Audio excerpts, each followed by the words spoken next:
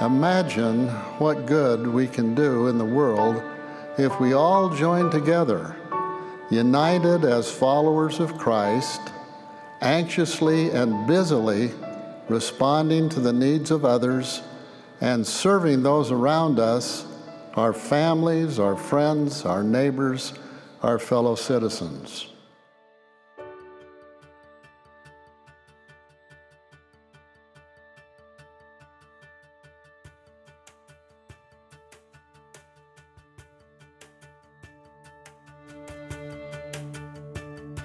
I've been working as the point person for the organization, working with all the representatives of the Church of Jesus Christ of the Latter-day Saints to put together all of their projects, their food distribution volunteers, making it happen with everybody at our end. Just the spirit of community service that's coming through this event. And I know it's not just the Mormon Helping Hands, but it's their call to others to join them. You know, we've gotten some of the local schools involved with food drive efforts, and they're going to their neighbors and asking for food drive contributions. And we'll be inviting the community to even come down and help sort on Saturday. You know, it's been incredible to see that rallying around. Like I said, that's one of the three things we look for from the community: food, funds, and volunteer service.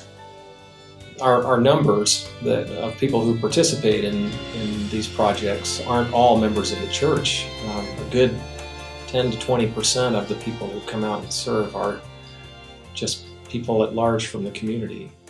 Well, it's been a wonderful experience.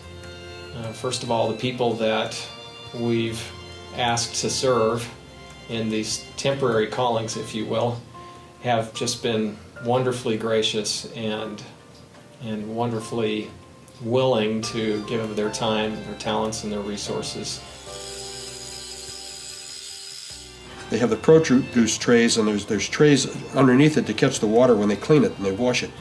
And the forklifts bring this in, but if the forklifts go a little too far, they're going to hit the trays. So this will prevent the forklifts from hitting those fragile trays.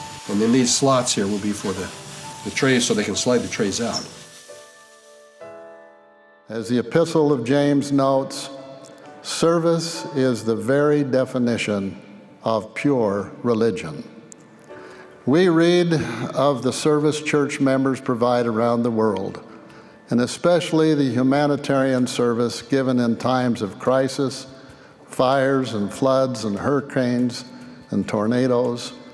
These much needed and much appreciated emergency responses should certainly continue as a way of bearing one another's burdens.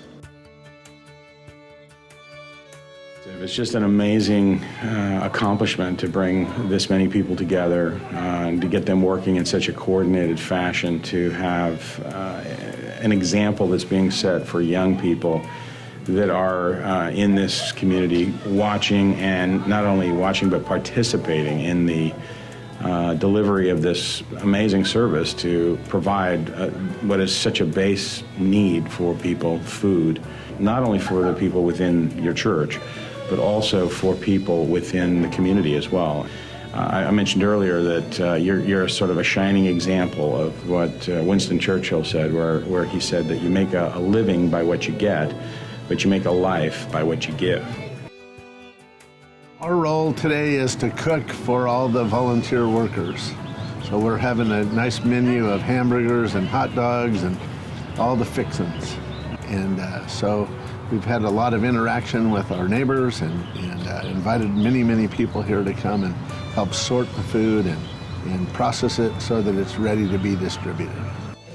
Even though we're one of the wealthiest nations on the face of the earth, but we still have people who are less fortunate than we are, or the indigent that exist within our backyards.